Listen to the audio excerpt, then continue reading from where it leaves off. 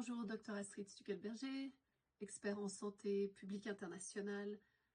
J'ai travaillé avec l'OMS pendant 3 ans sur les pandémies et sur les préparations des plans de pandémie, autant à Genève qu'à Copenhague.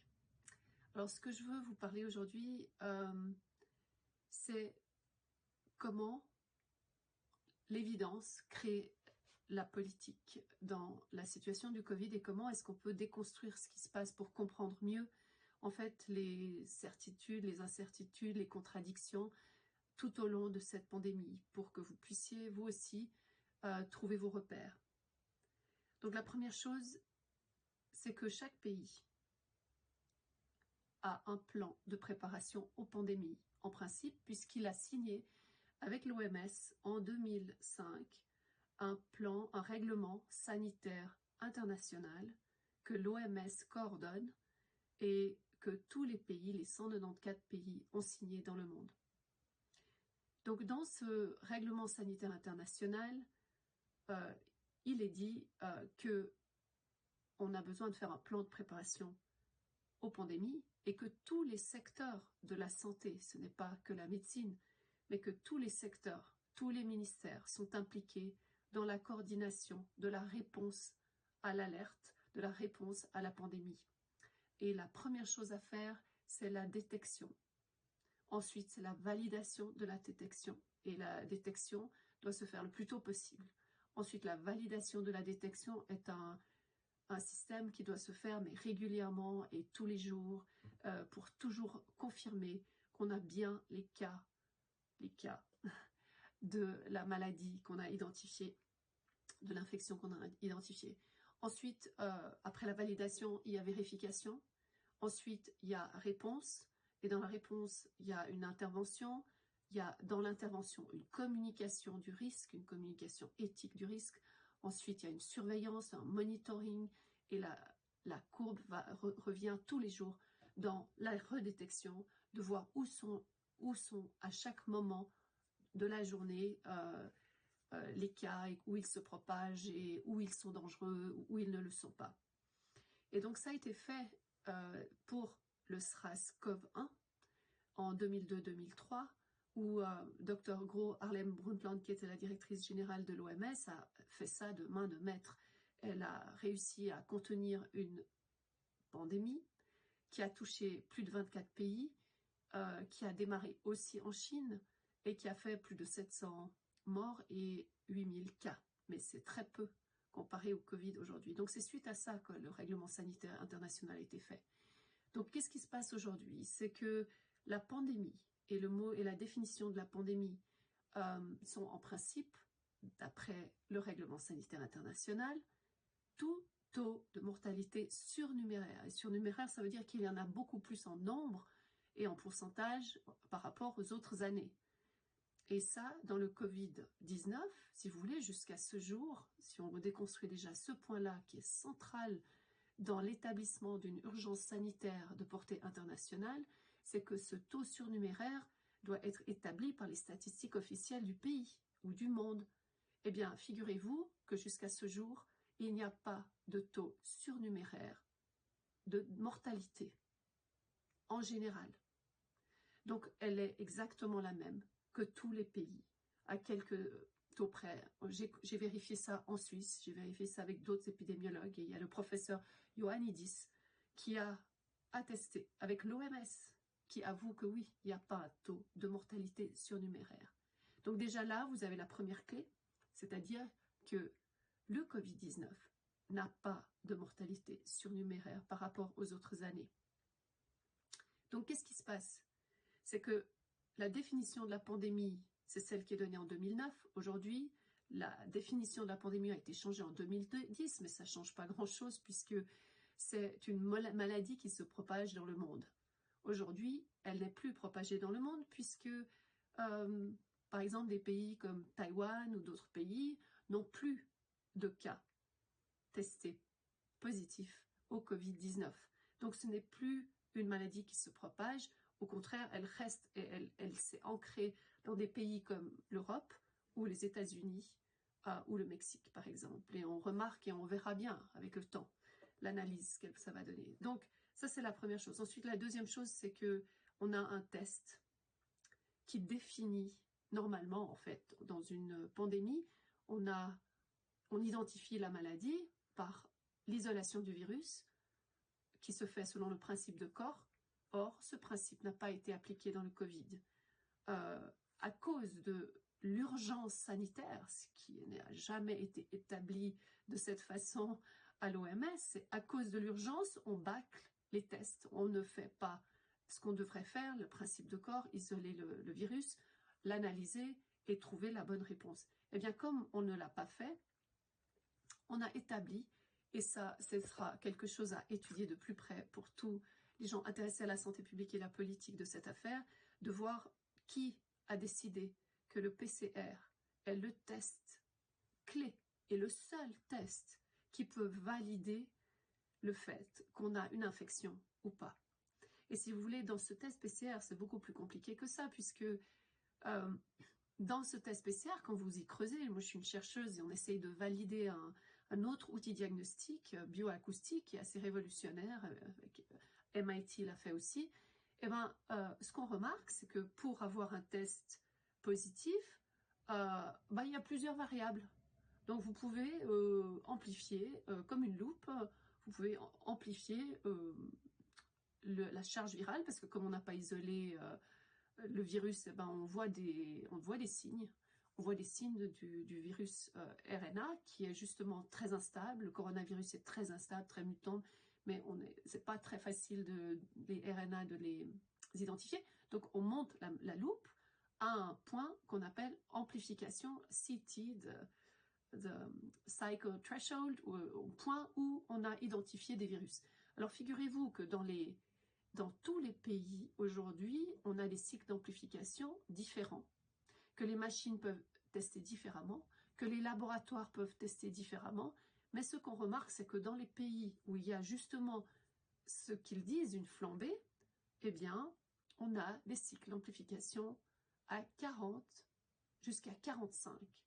Or, le test pour que le cycle soit vraiment, qui trouve vraiment les pathogènes, trouve vraiment la charge virale qui est pathologique, elle s'arrête entre 22 et 37. Donc, pour être prudent, certains s'arrêtent à 37 ou 35. Mais une fois qu'on a 40, c'est de la soupe sans aucune forme. Certains disent que c'est de l'eau. Et donc, on ne trouve rien. On trouve des débris. Et ces débris-là peuvent être soit des traces d'autres virus, ou ça peut être le fait que vous avez une immunité, que vous êtes battu contre une maladie et que vous êtes positif parce que justement, vous êtes guéri. Donc, vous comprenez le problème, c'est que l'on teste et l'on identifie des personnes positives. Et je peux vous donner une référence que tout le monde qui est censé cite, c'est d'abord celui qui l'a inventé, a dit qu'il n'avait pas fait de PCR pour faire des diagnostics et que cet appareillage, c'est un appareillage, hein, et est-ce qu'il a été validé d'ailleurs par les gouvernements? Cet appareillage n'est pas fait pour un diagnostic ni pour tracer et surveiller une infection. Et ça, c'est vrai que c'est sans précédent dans l'histoire. La deuxième référence que je peux vous donner, c'est celle du CDC, un rapport du 13 juillet qui est en ligne. Et sinon, vous le trouvez dans les archives, vous le retrouvera toujours. Aux pages 37 à 39, il y a un article qui s'appelle « Limitation », « Limitations ». Et là, vous le lisez très précieusement et vous verrez que dans les derniers points, c'est marqué que ce n'est pas un outil diagnostique, ce n'est pas à des fins de surveillance épidémique ni infectieuse et que ça peut, oui, on admet que ça peut tester et rendre positif des personnes qui n'ont pas d'infection, qui ont des débris d'une ancienne infection. Voilà. Donc, je vous ai montré deux choses. Le taux de mortalité qui définit une urgence sanitaire qui est le même que toutes les autres années. Et la deuxième chose, c'est de quoi meurent les gens et quelles sont exactement les maladies qu'ont les gens basées sur un test qui n'est pas un test diagnostique et qui ne peut donc pas être utilisé pour décider si vous êtes malade, si vous êtes infectieux, si vous êtes contagieux, puisque même la contagiosité aurait dû être établie dans le principe de corps. C'est ça un des principes. Isoler le virus et voir sa contagiosité en faisant des modèles animaux. Donc vous voyez où on se trouve aujourd'hui? On se trouve dans une situation, si vous tirez le test PCR et vous l'enlevez du jeu de cartes parce qu'il est faux et que vous mettez un test par exemple antigène, ce qui a été fait en Angleterre, eh ben le taux d'infection, il baisse à pratiquement 0,05, enfin quelque chose qui est proche de la grippe. Et encore. Donc, si vous réalisez que toutes les décisions sont prises sur un taux de mortalité qui n'est pas insignifiant par rapport aux autres années, même l'année de la canicule, et que vous regardez ce test, eh bien, il n'y a aucune justification politique à faire du confinement, de mettre des masques, de fermer la boutique, de fermer les restaurants et les hôtels, d'obliger les gens à rester chez eux même s'ils ne sont pas malades, d'obliger les gens à ne pas voir leurs grands-parents. Et vous voyez donc cette illusion, ce genre de voile qui nous est mis sur la tête avec un test et un taux de mortalité qui n'est pas transparent. Alors, je reviens au règlement sanitaire international. Et dans ce règlement sanitaire international, il y a plusieurs articles, et c'est en ligne, vous n'avez rien qu'à taper règlement sanitaire international. Il est en français, en anglais, dans toutes les langues de l'ONU. Et vous verrez bien qu'à l'intérieur, il y a un algorithme qui fait quand c'est une pandémie, quand c'est une épidémie, et quand c'est une urgence sanitaire internationale, et la vérification doit se faire constamment. Donc en enlevant ce test PCR, qu'est-ce que vous constatez? C'est que tous les engorgements, toutes les décisions d'obliger les personnes à prendre ci, à prendre ce médicament ou pas, les urgences qui sont engorgées dans un hôpital, tout ça ne tient pas debout.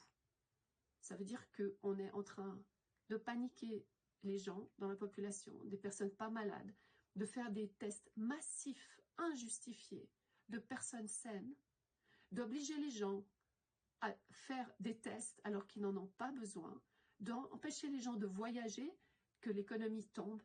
Et si vous voulez, il y a les premiers signes, en tout cas en ce jour où je filme cette vidéo, les premiers signes que cette mascarade est en train de tomber, puisque le Portugal a décidé le test PCR comme non valide, que les urgences sanitaires internationales que le Danemark avait placées dans son état ont été abandonnées parce que le peuple s'est révolté et ne veut pas de vaccin obligatoire, parce que tout tend vers cela, c'est-à-dire que en mettant des barrières strictes, dictatoriales et pas du tout validées scientifiquement ni réévaluées, eh bien on se retrouvait, si on ne dit pas ça et si on ne dénonce pas cette mauvaise utilisation de la science dans l'urgence et de bâcler les choses, eh bien, on ne va jamais y arriver. Et donc, ce que j'arrive dans mon dernier message,